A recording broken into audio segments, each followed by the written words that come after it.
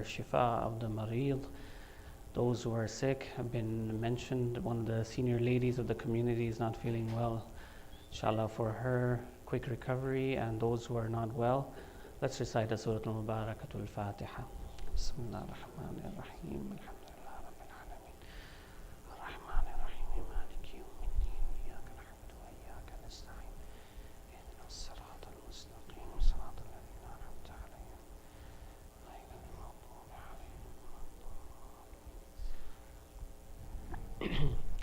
لا حول ولا قوة إلا بالله العلي العظيم حسبنا الله ونعم الوكيل نعم المولى ونعم النصير رب اشرح لي صدري ويسر لي أمري واحلل عقدة من لساني يفقه قولي أعوذ بالله من الشيطان الرجيم بسم الله الرحمن الرحيم الحمد لله الذي لا يبلغ مدحته القائلون ولا يحصي نعماءه العادون ولا يؤدي حقه المجتهدون ثم الصلاة والسلام على أشرف الأنبياء والمرسلين خاتم النبيين رحمة للعالمين سيدنا ومولانا أبي القاسم محمد اللهم صل على محمد وعلى أهل بيته الطيبين الطاهرين المعصومين المظلومين الهداة المهديين واللعنة الدائمة على أعدائهم أجمعين من يوم ظلمهم إلى قيام يوم الدين اللهم كن لوليك الحجة ابن الحسن صلواتك عليه وعلى آبائه في هذه الساعة وفي كل ساعة وليا وحافظا وقائدا وناصرا ودليلا وعينا حتى تسكنه أرضك طوعا وتمتعه فيها طويلا صلوا على محمد وآل محمد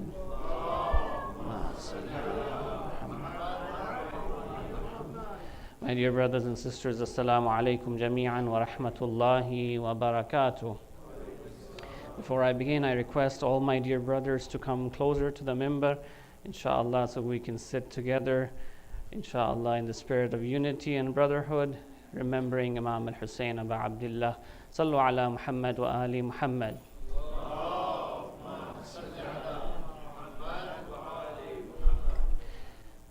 We thank Allah subhanahu wa ta'ala once again for giving us this opportunity to remember Aba Abdullah al-Hussein alayhi salam, and for discussing ways that we can move our view and outlook on life more and more towards the outlook that Aba Abdullah had. Our main theme has been shifting our paradigms towards a Hussayni worldview, and so far we've talked about 3 main paradigm shifts in the past 4 nights. One shift, or a reminder to refocus our lens towards the Hussayni paradigm, was to focus on a God-centered life, a worldview that is centered on God and God alone. Another point that we discussed on one of the nights was the idea of keeping in mind the composition of the human existence, that human beings are made up of a soul and a body, and they have the responsibility of nurturing both the body and the soul, and not ignore one over the other. On the other night that we had a discussion, we discussed that death is a reality. And we said death is not the end of life, rather it is the continuation of life. Rather, it is an elevation of life into a higher, a better realm of existence. And that death is something that we should prepare for, and our actions in this life will dictate and structure what life in the next eternal realm looks like. Today, I would like to take inspiration from the word Aba Abdullah itself. One of the commentators, or one of the ways that the scholars understand why Imam al-Hussein is called Aba Abdullah, some say he is called Aba Abdullah, meaning the father of Abdullah. And some argue that the name of Hazrat Ali Asghar was Abdullah al-Radi', and that's why they say he's called Aba Abdullah or Aba Abdullah in another context. Some say no. In the Arabic language, sometimes when a person exhibits a very starkly differentiating quality, they are named based on that quality. For example, if a person has a lot of cats, they're called Abu Huraira. Because cat, Huraira, a small kitten is called Huraira. And we know from history that Abu Huraira did not have children. So he didn't have a child named Huraira, right? Or for example, so he associated with cats, or I don't know what other reason might be, but a person who is very ignorant and he acts ignorantly is called Abu Jahl. Right? Abu Jahl, his real name was not Abu Jahl, but he acted in a way as if he didn't know anything, or even though he knew the reality, he ignored it. That's why Jahl means ignorance, right? He was called Abu Jahl. Abu Abdullah, Imam al-Hussein alayhi salam, according to some scholars, is known as Abu Abdullah because he was the absolutely perfect servant of Allah. Abdullah meaning the servant of Allah subhanahu wa ta'ala. Now, Abu Abdullah al-Hussein alayhi salam has a message for us. Inshallah, I will narrate that message for us. But before we get into that message, connecting yesterday's message to today's message, inshallah. And we left off yesterday at the discussion of the hereafter.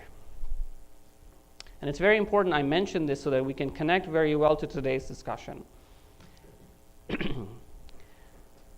We talked about death and moving into the eternal realm.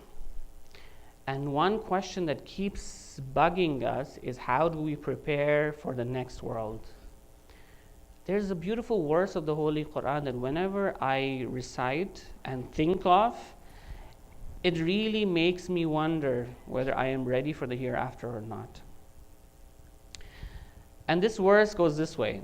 أعوذ بالله من الشيطان الرجيم تلك الدار الآخرة نجعلها للذين لا يريدون علوا في الأرض ولا فسادا.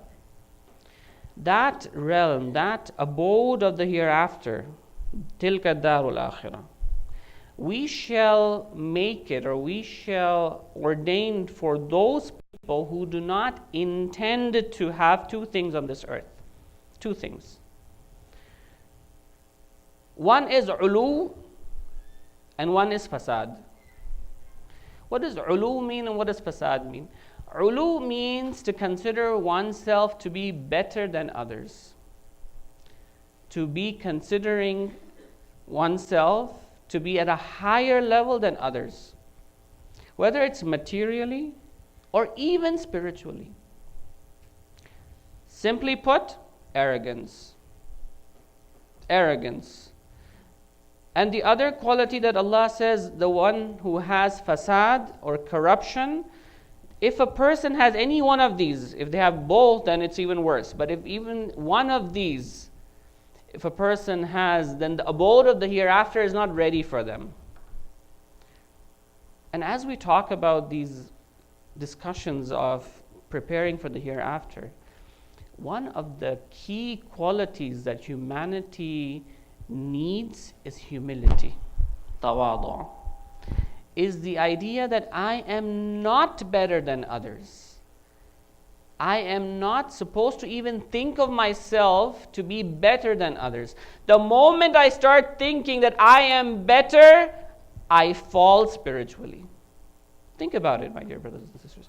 This whole idea of arrogance, this whole idea of either me, materially I'm better than somebody else, or me, because of my race, because of my tribe, because of my ethnicity, because of my language, Because of my background, I am better than somebody else. If you want the key to the door of spirituality, this is the key. Allah is saying the akhirah is a realm of spirituality. The one who wants to enter the realm of spirituality, as his verse says, تِلْكَ الدَّارُ الْآخِرَةِ نَجْعَلُهَا لِلَّذِينَ لَا يُرِيدُونَ عُلُوًّا فِي الْأَرْضِ وَلَا فَسَادًا. Allah says, not even you should act arrogantly, even to think arrogantly is not going to get you to the hereafter in a good way. That abode that we want to prepare for, we should get out of our minds even the intention. La yuridun. There's no irada, there's no even intention, there's not even a thought of being better than somebody else. That judgment, we leave it to Allah subhanahu wa ta'ala. That who is better and who is not. Who will make it to the next world, that matters the most. Because we don't know, till the last minute of our lives, shaitan is after us. And he has committed that I will not spare any human being. Not a single human being. And he is after us till the last minute. What is the guarantee that I have lived my whole life a pious person and the last minute shaitan doesn't get the worst of me and makes me go astray? My whole life, my whole hard work goes down the drain. And this verse says, وَالْعَاقِبَةُ لِلْمُتَّقِينَ. If you want that last minute to be safe, there's only one criteria. One thing that will get you there, taqwa. وَالْعَاقِبَةُ لِلْمُتَّقِينَ. Those who have taqwa, those who are muttaqeen, they will make it safely to the end of this life, transitioning into the hereafter. My dear brothers and sisters, inshallah, from now on, we've discussed a bit of paradigms and principles. From tomorrow's discussion onwards, we will start applying them into the family and into the community. And these principles are very important because a lot of our family issues can be traced back to arrogance in the family. Whether it's on the part of the father or the mother, the husband and the wife, or the parents or the children. And even in the community, a lot of our troubles can be traced back to this quality of arrogance. تِلْكَ الدَّارُ الْآخِرَةِ نَجْعَلُهَا لِلَّذِينَ لَا يُرِيدُونَ عُلُوًّا فِي الْأَرْضِ وَلَا فَسَادًا. Brothers and sisters, if we want to soar spiritually, we have to unshackle ourselves. And this arrogance is something that will chain us down. We need to free ourselves of this arrogance. How do we do that? Now, Abu Abdullah al-Husayn alayhi salam stands on this paradigm that he is Abdullah. He's the perfect servant of Allah subhanahu wa ta'ala. And he wants us to follow likewise, to become perfect servants of Allah subhanahu wa ta'ala. What stands opposed to this paradigm is to be an abd of the dunya. Yeah? And Imam al-Hussein, in one of his very famous ahadith, and it's very profound, this one hadith is enough for discussion of 10 nights. This one hadith only. But I will unfortunately just skim through it. Inshallah, we'll try and bring it back into our discussions tomorrow, day after, and ongoing discussions, inshallah. Sallu ala Muhammad wa ali Muhammad.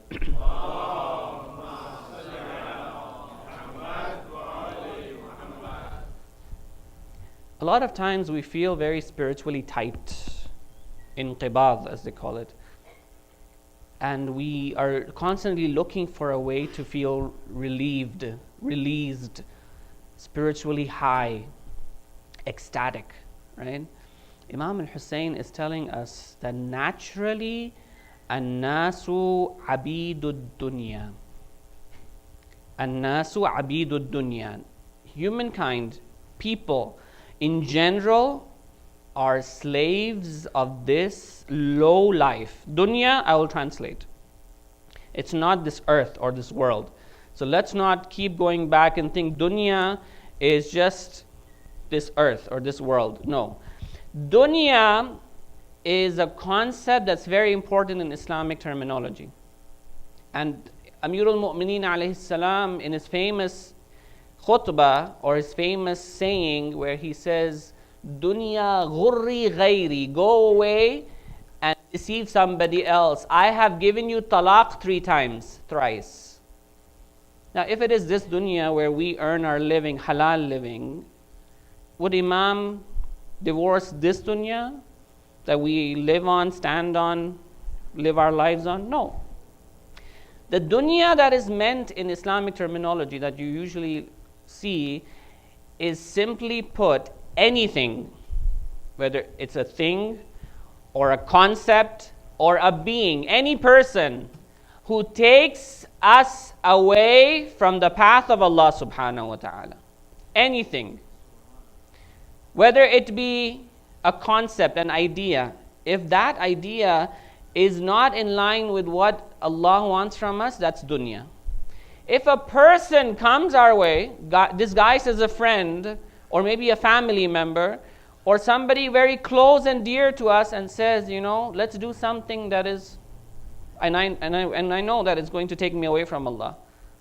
That is dunya. There is a thing that entices me so much, attracts me so much, that I know is not in line with Allah's expectations of me. That's also dunya. Simply put, anything that takes me away from being an abd of Allah is dunya. All right? So here, when Imam al-Hussayni alayhi salam talks about dunya, he says people generally get enticed and they're enslaved by the dunya. An-nasu abidu dunya. And the Imam is very profound here, and he says, وَالدِّينُ لَعْقٌ عَلَىٰ أَلْسِنَتِهِمْ. Now, dunya, we know, people are naturally, based on their material desires, attracted towards the dunya. Yeah? Shaitan is not sitting idle, right? He's there to whisper and to... But our nafs as well, the nafs and ammara that's there, that soul of ours, is in a state sometimes that it pushes us towards doing the haram. Imam is saying, what about deen? What about religion? And here by religion we mean Islam. We mean the expectations that Allah subhanahu wa ta'ala has from us.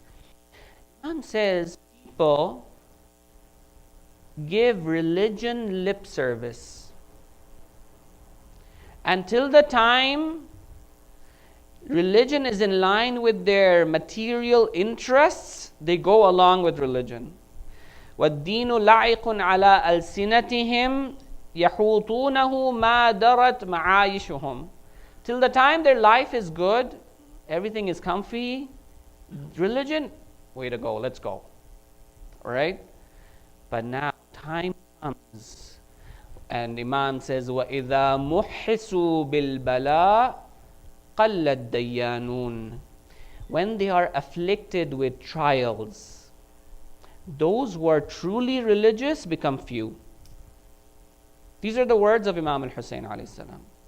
That naturally human beings are enticed and enslaved by the dunya, by the haram pleasures.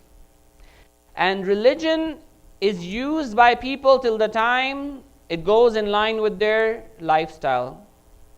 The moment religion goes against their comfort zone, their lifestyle, those who are truly religious are a few. Now, what is it that makes us like this? My dear brothers and sisters, something for us to think about. We all are afflicted with this. And is it true that all of us are always tied to the material needs?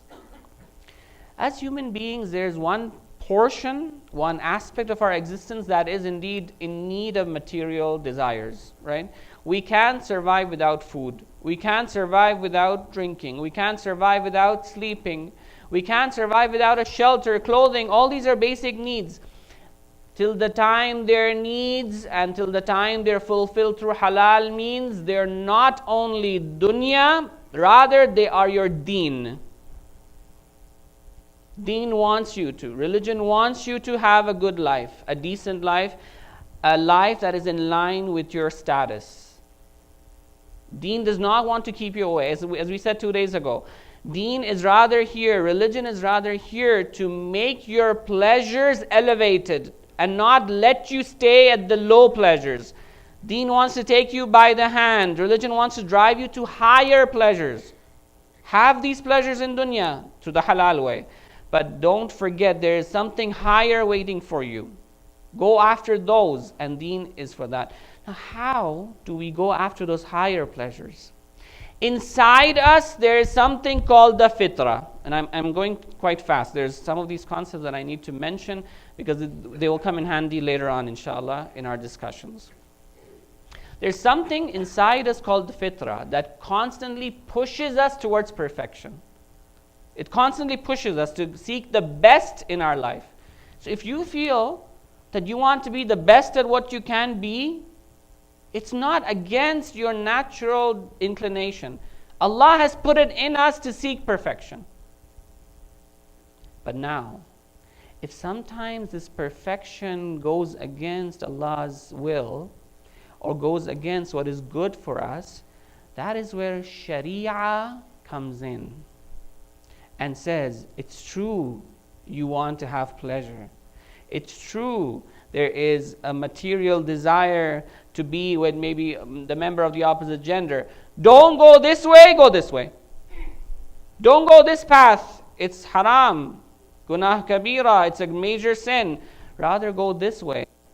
I will protect half of your religion if you go this way. Go down the path of marriage. Rather, if you're worried about finances, I'll take care of the finances as well. إِن يَكُونُوا فُقَرَاءَ يُغْنِيهِمُ اللَّهُ مِنْ فَضْلِهِ. Inshallah, tomorrow, day after, we'll talk more about family life and marriage. But in general, Allah subhanahu wa ta'ala wants us to have these pleasures, but through the halal way. But there is Sharia that's guiding us. If you want to imagine what's the difference between fitrah and Sharia, think of, in the olden days, they used to have these caravans, the camel caravans. They used to have almost sometimes 100 camels tied to each other in a caravan. All right? And they would have the first camel at the beginning, and there would be a person standing there leading the way. And there will be at the end another person who would be pushing the camels forward so that no camel gets left behind. Inside us as human beings, fitrah is there at the back. It's pushing us. Go, go, go, go for the best. Go do it. Never give up. But there is Sharia that's standing at the front. It's saying, go down this way. Don't go this way. Don't go down the dead end. Don't go down a wrong path. Keep going straight. The fitrah is pushing us as human beings, but Sharia is guiding us, leading the way on the Sirat al-Mustaqim. With this said, my dear brothers and sisters, we remind ourselves that the dunya can be enticing. And to disconnect from the shackles of the dunya, Allah subhanahu wa ta'ala in His system has placed a system of trials and tribulations. These trials and tribulations feel bitter only to that person who is tied to the dunya. But the same trial and tribulation, when it comes to a person disconnected from dunya, they love it. They appreciate it. A question: if me and you were on the plains of Karbala and we would have experienced our brothers, our sisters, our family members all suffering, brothers all martyred, sons all martyred, family members, cousins all martyred, tents set on fire, completely looted, how would we feel? This trial, this tribulation would be very heavy and bitter on us. Why? Because we are tied down to our possessions. Right? I can totally relate to brothers and sisters and staying current in Fort McMurray when we had the fire there. When they had to leave Fort McMurray and move, it was very difficult. And I'm sure it was very difficult. Right? But what did Lady Zainab say when somebody said, how did you find Allah's doing on you, Ahlul Bayt? Did she say that was bitter? No. She said, "Ma ra'aytu illa jamila." I saw nothing but beauty in it. That's the paradigm we have to work towards, my dear brothers and sisters. Lady Zainab is setting the bar high, and she's saying material possessions are not something you should be worried about. Be worrisome about whether you are doing your duty towards Allah subhanahu wa ta'ala or not. And when she was fully confident, where she was, obviously, she was doing what Allah expected of her, well, that is the most beautiful thing on earth in our life. Ma ra'aytu illa jamila makes sense there. When we realize that these material possessions are not there for us to live for them, rather they exist to live for us. They have been created, these possessions, these material possessions are there to make our life easier and not us to be tied down to them. Sallu ala Muhammad wa ali Muhammad.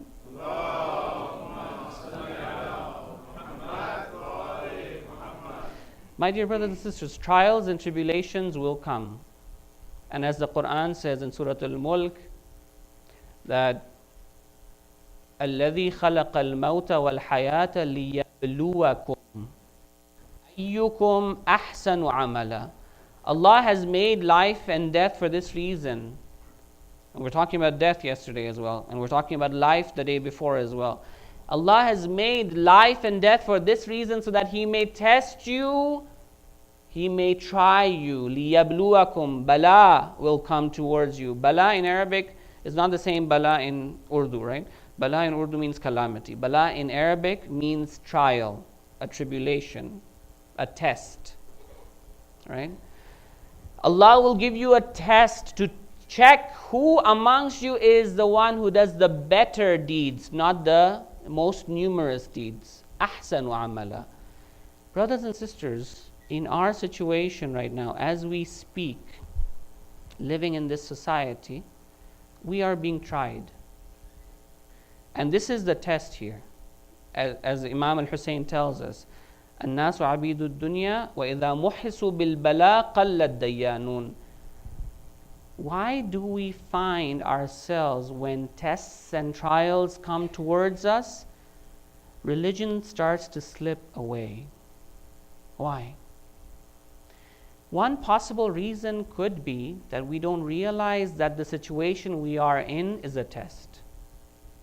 This is one possible reason.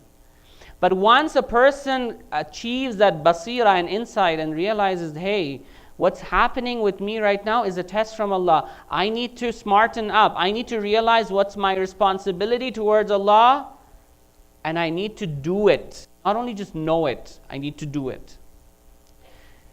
As we're living in this society, from last Muharram till today, a lot has changed.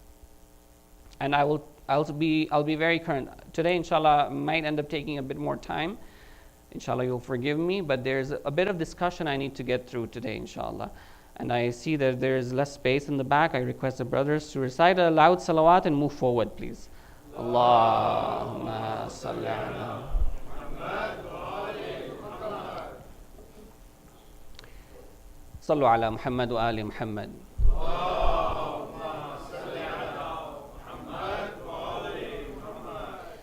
When I talk about things have changed since last Muharram till this Muharram, we need to review our whole last year, Islamic year, as we move into a new Islamic year. Not only in terms of the general patterns in the society that we live in have changed, and we've been talking about this. Our society that we live in is based on secular values, for sure. And we all realize this. Secular values mean that the society is set up on principles that do not take us towards God. They're not God-centered values. And we believe and we want, based on the Hussayni paradigm as well, we want to move towards a value system that's God-centered. So over the past 1 year, obviously these are general trends that in terms of dressing, in terms of lifestyle choices, in terms of family relationships, in terms of media, in terms of video games, in terms of education, and I can go into these details, inshallah, we'll talk about these throughout the rest of the 6 nights, inshallah ta'ala. Even video games, to that extent that over the past 1 year, a lot of vulgarity has increased, a lot of violence has increased in the video games that have come out. Even in terms of school board policies towards education, especially gender-focused education, has changed Canada-wide. But one of the main things I would like to focus in today's discussion is Islamophobia. January 29th saw a terrorist attack on a mosque in Quebec City, martyring 6 Muslims and injuring many others. If we do not pay attention to it, we will consider it to be just a hate crime and will pass by it. But if we stop and pause and listen to Imam al-Hussein, what he is saying here, there is right now a crisis brewing for the Muslim community. Islamophobia is real. It's not somewhere off in Europe that something like this happens. The far right in Canada is getting stronger by the day. The children of the Muslim community, according to what statistics tell us, almost 1 in 3 Muslim kids has hidden their identity as a Muslim at school or in society, wherever they go and participate. Now, these are things, if a person is just looking at it and passes by them, they might just ignore them and say, oh, okay, this is just happening. But if we pause, and this is what Imam al-Hussein says, وَإِذَا مُحِّسُوا بِالْبَلَاءِ. This is bala. This is a trial. This is a test for the Muslim community, for Muslims in Canada and Muslims in the West in general. It is our choice. If we realize it to be a test and act in a positive way, we can turn this test and a trial into an opportunity for ourselves. And if we ignore it, and if we don't rise to the challenge, قَلَّتْ دَيَّانُونَ. The religious people will decrease in number. My main question tonight for us to think about, inshallah, it's like, let's think about this for tonight. We live in a society and in a country that obviously with the Charter of Rights and Freedoms enshrines in it religious freedom, right?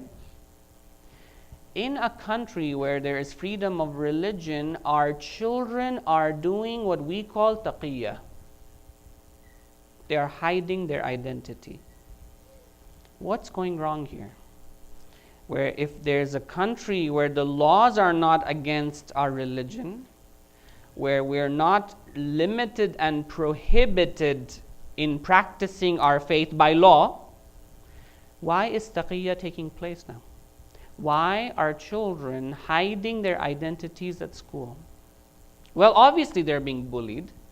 Well, obviously they're being called a terrorist. Well, obviously they're hiding their names from Muhammad to Mo or something else.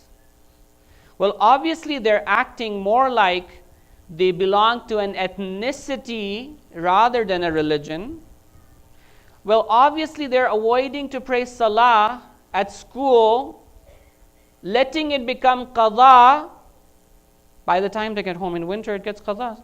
And Edmonton is even earlier. In Vancouver, 4:30 is the earliest qadha time. I'm sure here it's 4 or something. It's quite early. By the time kids get home, these are challenges. Our kids are not back home in the east where there is a salat room, a musalla in every corner of the city. Our children are not growing around Muslim kids who are Muslim friends who have a positive peer pressure where they go together to pray salah, for example, where they don't have to hide their names under fake nicknames. Here, our kids are under serious challenges. We as adults also feel these challenges. Imagine what the kids are facing. Now, what is this? Bala. وَإِذَا مُحِّسُوا بِالْبَلَى. Now we have been afflicted with a bala. This is a bala. Islamophobia is a bala right now. What do we do about it? Do we just sit there, hide our identities? Maybe turn some, for sisters, that's happening, turning headscarves into just hoodies. It's happening. Some sisters actually have evidence that they are scared to ride the SkyTrain, or I'm sure you have a metro here, or the monorail, whatever you have, with their headscarf on. This is happening. The question is, in response to this challenge, do we go down the way of qallad dayanun, of letting our religion go out of hand just so that our dunya is safe? Or we stand up as a community, as individuals, as Muslims, not only Shias, as Muslims, we stand for our rights? That's a question for us to think about for tonight. But what does Imam al-Hussein expect from us? Imam al-Hussein's expectations are very clear from us. Obviously, when he was afflicted with bala, what did he do? Did he just say, okay, let me, give bay'ah to Yazid and I'll just end the matter and that's the end of story. I'm okay with my dunya. No. Not only him, the ladies as well joined him. They said it's a joint effort. We need to face these challenges together. And Imam al-Hussein alayhi salam showed us, be free people, stand up for your rights. And don't let go of your rights. And Imam, as I mentioned yesterday, the hadith of Imam, وَإِنِّي لَا أَرَى الْمَوْتَ إِلَّا سَعَادَةً وَلَا الْحَيَاةَ مَعَ الظَّالِمِينَ إِلَّا بَرَمًا. I see life under oppression to be a drag. In simple words, we don't want to live a life of being dragged. We want to live like free people. And that's when Imam al-Hussein reminds not only us, this is a message to those who are opposed to him. When Imam al-Hussein, and this is the quality of Imam al-Hussein, who would advise even the opposite camp multiple times on the day of Ashura, saying, why are you here to fight me? And he would do nasiha, and he would advise them. In one of his advices towards the end, where they start to rush and storm towards the tents of Abu Abdullah even before he is martyred. At that time he stops them and says, إِلَّمْ يَكُنْ لَكُمْ دِينٌ. If you don't have religion, وَلَمْ تَخَافُونَ الْمَعَادِ, if you do not fear the hereafter. Well, here we've talked about these two paradigms. We have talked about deen, and we have a belief in the hereafter. But Imam is saying, for those of you who do not have a deen, who do not believe in religion, and you do not fear the hereafter, فَكُونُوا أَحْرَارًا فِي دُنْيَاكُمْ. At least in your dunya, be free people. If this message of freedom is for others, it's more than that for ourselves as well.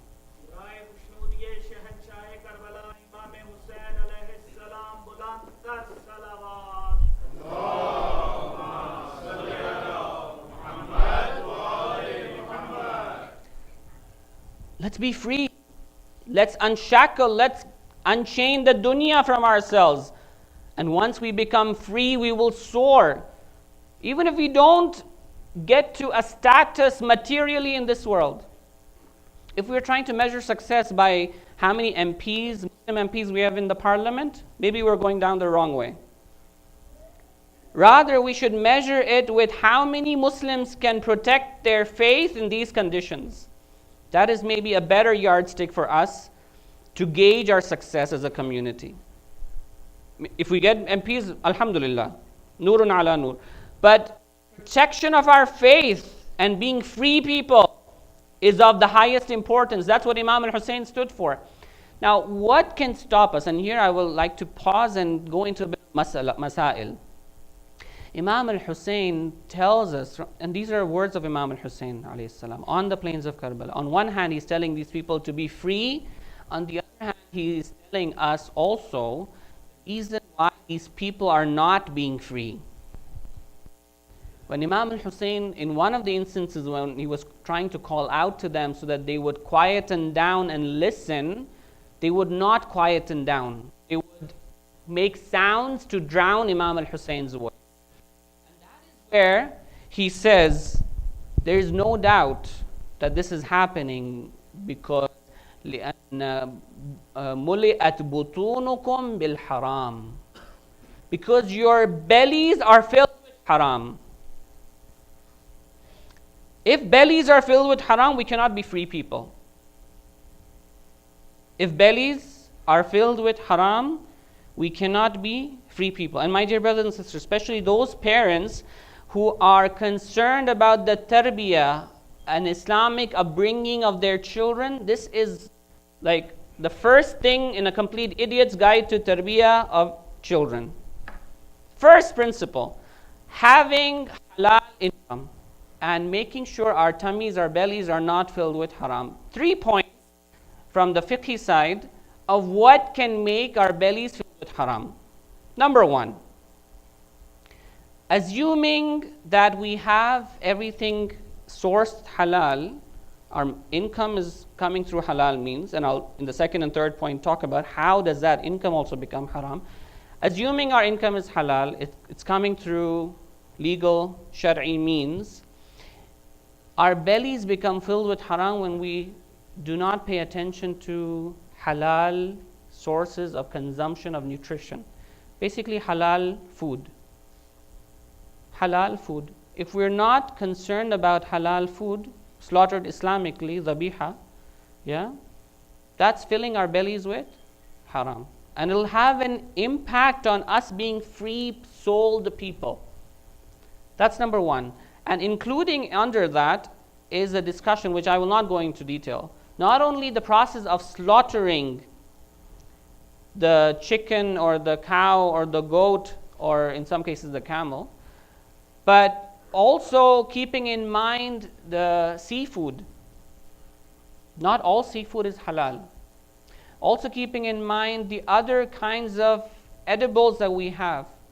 We need to research. Obviously, I can only go point form. I can't go into the details of all the masail. But are we aware of the masail of nutrition thoroughly or not? That's something for us to research, inshallah. That's one area where we can go down the way of filling our bellies with haram.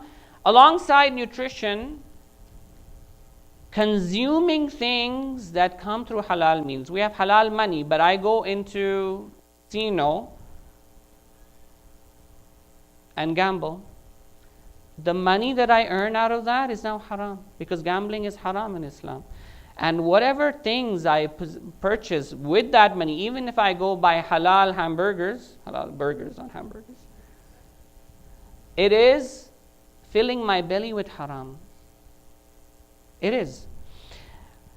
Or if I go buy things that are promoting indecency, fahsha, inappropriate dressing, inappropriate acts, all of these are in the first category of how I use my halal earned money but for haram reasons. All of this has an impact on my freedom. Number 2, sometimes our money is halal. I don't even spend it on haram. But suddenly a day comes, I've spent all what this money and the savings that I have for the year, and Allah has given me all freedom. All this money comes from Allah subhanahu wa ta'ala himself. He is the one who gives sustenance, right? When He has given me sustenance for the whole year, when He has given me freedom to buy and purchase whatever I need for my family, when He has given me the flexibility to spend how I like, at the end of the year, when time comes for khums, Allah says, 80% of your savings, keep it. Only take the 20% and give it for khums. Now, If the date for khums arrives, my halal money that's sitting there on the side, if the khums is not gotten into the person responsible for collecting it, overnight my income becomes haram for me to use. Khums, if it is still on somebody's money, they do not have the right to spend from that money anymore till they pay the khums. And if they continue to use it, then they're filling their bellies with haram. Likewise for zakat, if somebody, according to Ayatollah Sistani, ihtiyat, he says even businesses have zakat on them. But you can do rujur to another marja who may not have it. But according to most of the maraji, 9 things have zakat. Inshallah, you can refer to the masail zakat as well. And finally, my dear brothers and sisters, and this is something that is from the source making our income haram. And what is it? 2 things. Number 1, engaging in prohibited transactions.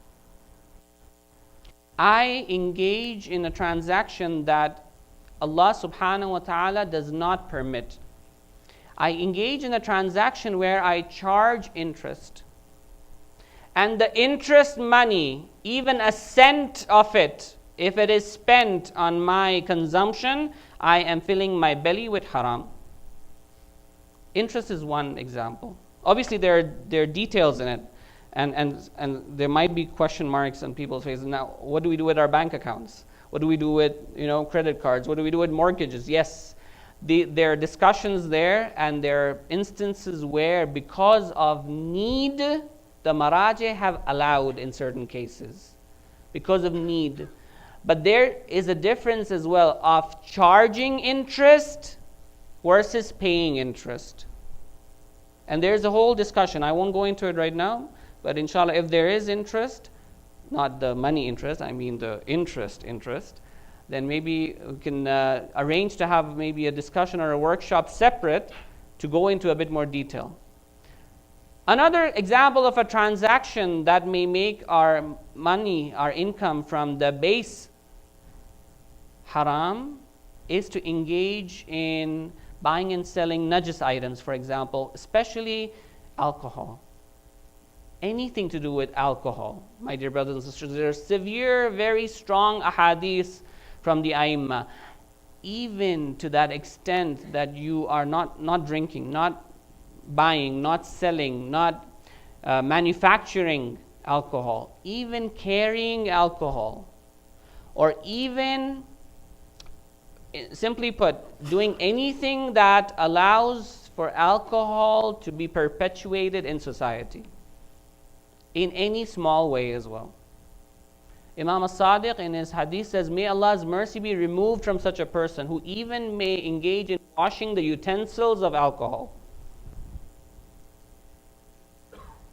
It's very severe. Alcohol, just look at what havoc it has wreaked on our society here in Canada.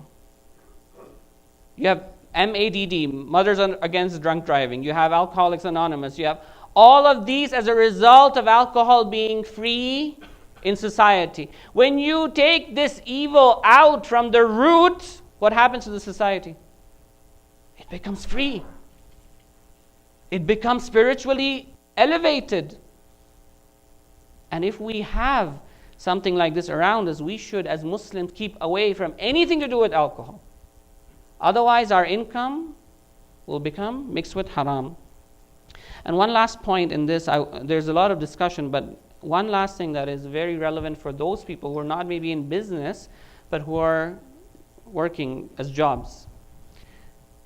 Anything that goes against the terms and conditions of the contract signed makes my income haram. For example, I am supposed to work 40 hours full-time, 40 hours of dedicated work on a project. Yeah?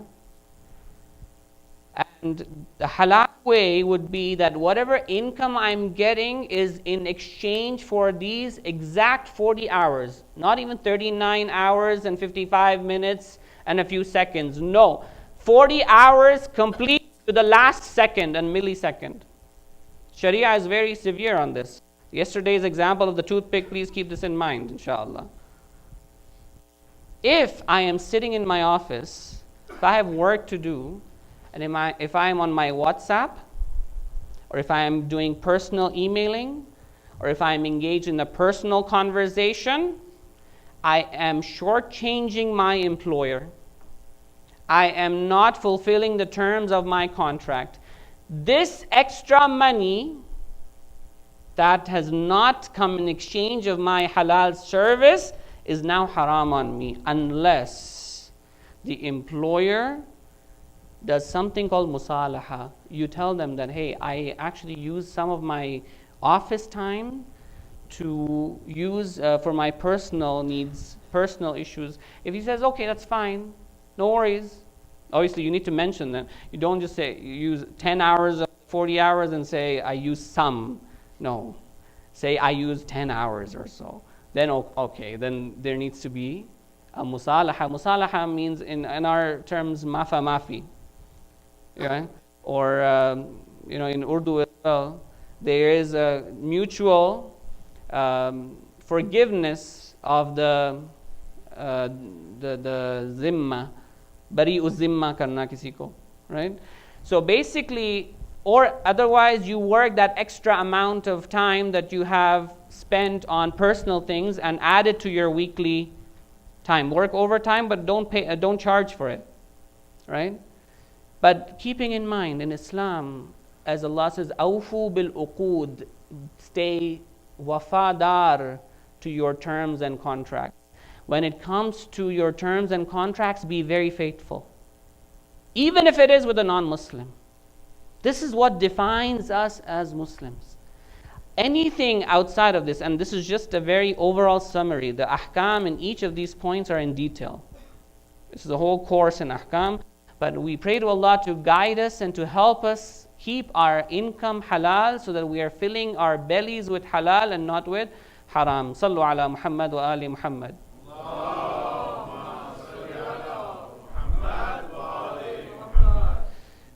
Brothers and sisters, this idea of being abdud dunya needs to be removed. We need to leave the slavery and servitude of the dunya and become Abdullah, and become the servants of Allah subhanahu wa ta'ala. And yesterday or day before, I mentioned the surprise that we all have, that out of all of these millions of Shia, we don't have 313 ready for the Imam yet. Well, one of the major reasons is this dunya, where Imam al-Asr himself is waiting for us to disconnect from the dunya. In one of his letters, the last and final letters or so, one of them that he writes to his representative in Ghaybat al-Sughra, just before Ghaybat al-Kubra starts, the major occultation starts, Imam in his minor occultation where he was in communication with his representatives, this one really makes me tremble. Imam says, فَمَا يَحْبِسُنَا عَنْهُمْ إِلَّا مَا يَتَّصِلُ بِنَا مِمَّا نَكْرَهُهُ وَلَا نُؤَثِّرُهُ مِنْهُمْ. The main reason we have been kept away from them, we meaning the Imam and them meaning the Shia, the main reason that keeps us away from them is because of what reaches us from acts that they perform that we do not like, that we dislike. What does Imam dislike? Anything but haram? If we engage in anything that's forbidden, Imam will truly dislike it.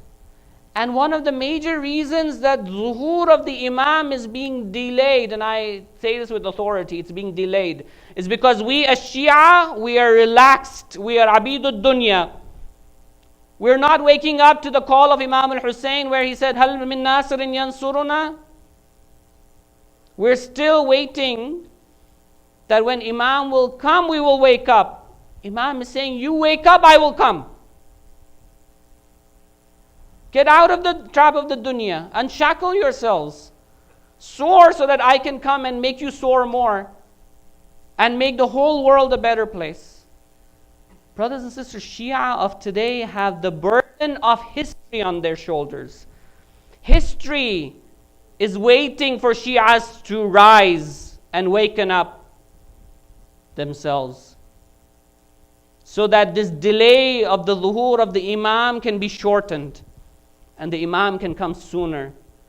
Till when will we only recite Dua Nudba in word? When we will say, Mata tarana wa narak. Till when will we say, when will we see you, O Mawla, and when will you see us? Mawla is saying, I'm ready to come. Are you ready? Are you ready? And these 10 nights, when we say Labbaika Ya Hussein, we should be telling ourselves we're saying Labbaika Ya Mahdi. Because we need to get ready for the Imam. And that is the true spirit of Azadari.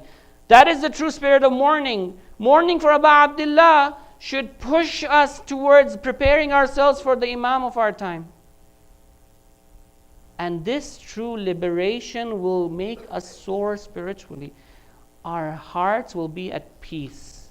Our life will become better. And people can change. Like Hur, like another person who was not in Imam Hussein's camp, but later joined Imam's camp. We mentioned the Masa'ib of Hur the other night. Today, another person who became the top commander, one of the top commanders of the Imam's army, but up until 30 days before Ashura was not a follower of the Imam. This person was a follower of one of the Khulafa to that extent that he had dislike towards the Imam, Imam al-Hussein. When Imam al-Hussein leaves Mecca to go towards Kufa, this person also, after Hajj, leaves Mecca. And he realizes after a few stops that he and Imam are going parallel forward. He's avoiding contact with the Imam. When Imam's caravan would move, he would stop. When Imam would stop, he would move his caravan so that they don't end up stopping at the same place. Who is this person? We all hear about him, but he is Zuhair Qain. Zuhair ibn Qain. Zuhair was a follower of the third Khalifa, to that extent that ever since the third Khalifa was killed, he considered Imam Ali and his sons to be one of the killers, and therefore he kept away from the Ahlul Bayt alayhimus salam. He kept away from them. He's seeing that Imam Hussein is moving towards Kufa. He's avoiding to even be near Imam al-Hussein. One of the stops, and it's not coincidence, they eventually end up meeting at one stop, at one place where the caravan stops. Imam al-Hussein, when he realizes Zuhair has stopped on the same stop, and Imam, look at his mercy, look at his compassion. He does not want anybody to stay away from guidance. He immediately sends a messenger to Zuhair and requests a meeting with Zuhair. When this messenger enters upon the tent of Zuhair, Zuhair and his family and his companions are having a meal. They're eating. And this messenger comes and says, Hussein ibn Ali, the son of Fatima, and Ali is calling you, O Zuhair. Respond to him. Zuhair tries to brush it aside and say, I'm not in a position to meet right now. Look very carefully the role that women play in a movement. If we want to become Abd of Allah, it's not only the men who have to move themselves, it's the women who drive the movement more so at times. The wife of Zuhair, had she not acted at that time, Zuhair would have been in hellfire right now. She says, what's wrong with you? The son of Zahra is calling you and you are thinking about meeting him? क्या हो गया है तुम्हारी गैरत को कि फर्जंद फातिमा तुम्हें बुला रहे हैं और तुम नहीं जवाब दे रहे? At that time, Zuhair feels a shock in himself. And sometimes we as men need that shock. Women are the best people, especially if it's our spouse, to move us towards goodness. Zuhair leaves his food, he stands up, and he goes towards the camp of Imam al-Hussein alayhi salam. History does not tell us what happened inside the camp, what was said, what was responded. History doesn't tell us. But one thing we know for sure is when Zuhair walks out of the tent, he is brimming with happiness. He is elated. He's extremely happy. What did Imam al-Hussein do to him? Oh Mawla, Imam al-Hussein, do the same to us today, that we may be prepared for the Imam of our time. What did Imam al-Hussein do to him? What did Imam al-Hussein say to Zuhair? We don't know. But one thing is for sure, when Zuhair came, now he had a totally different paradigm. Now he had a Hussayni outlook on life. He said, I am ready for it. He disconnected from dunya. He said, my wife, I am gifting everything I have to you. I am giving you talaq. You go. You're free. I don't want you to suffer as well. I have decided that I will give my life in the path of Imam al-Hussein. I am joining Imam al-Hussein. At that time, Zuhair's wife says, if you are going towards goodness, why are you leaving me behind? He goes towards Imam al-Hussein. He joins his caravan. Now look at Zuhair, what status he achieves. Imam al-Hussein on the night of Ashura, when he gathers all his companions. All of the companions are gathered, and Imam al-Hussein says, tonight I'm taking away the bay'ah from you. मैंने bay'at उठा ली आज. जिसको जाना है, रात तारीख है, फरार कर लें. Imam says, you're free to go. And if you're going, take one of my Ahlul Bayt with you by your hand and take them with you to safety. At that time, the companions, their chivalry and honor is put to stake. They say, Mawla, how can we leave you like this? And at that time, Zuhair rises up and says, Mawla, if I were to be killed in your way and be given life again, or if I were to be killed and cut into thousands of pieces as well, and then been given life again, I would still be on your path. Mawla, agar mere tukde bhi ho jaएं, मैं आपका साथ नहीं छोड़ूंगा. Imam al-Hussein alayhi salam tells his companions that I have had those companions that nobody else has. I have companions that I am proud of. In the morning, Imam al-Hussein makes Zuhair the commander of the right-hand side of the wing, the right wing of his army. Imam al-Hussein alayhi salam, when he sees one by one his companions are going to the battlefield, Habib ibn Mudahir goes away.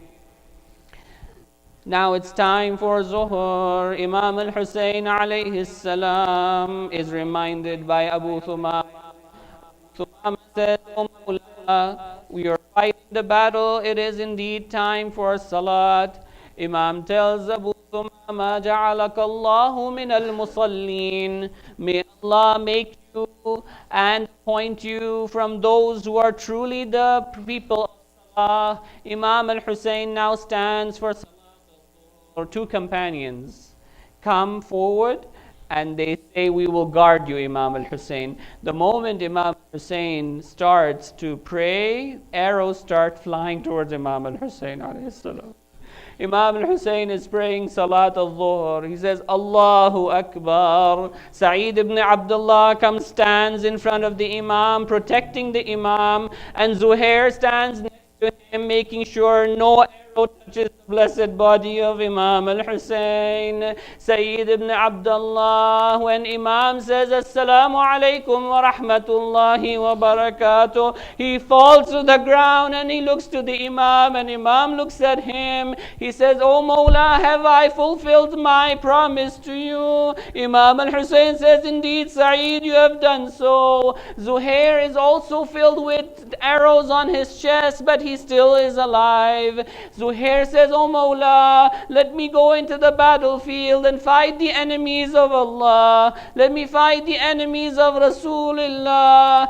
Imam al-Hussein gives him permission, and Zuhair goes into the battlefield. Zuhair rides into the battlefield and he kills a lot of the enemies of Imam al-Hussein. At that time he goes to the battlefield and he calls out to the people, "Ana Zuhair wa ana ibn al-Qayn, adhubbukum bis-sayfi an Hussein." I am Zuhair, the son of Qayn. With my sword I defend Hussein. Inna Hussein ahad as-sibtain. Indeed, Hussein is one of the grandsons of Rasulullah. Min itratil barr at-taqi az-zain. He is from the progeny of goodness and piety. Imam al-Hussein sees Zuhair is fighting.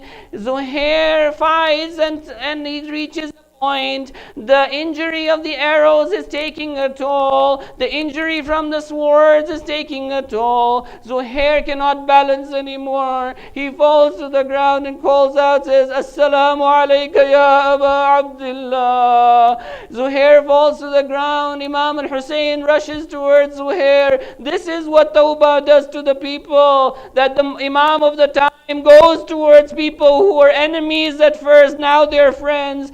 Imam al-Hussein goes to Zuhair.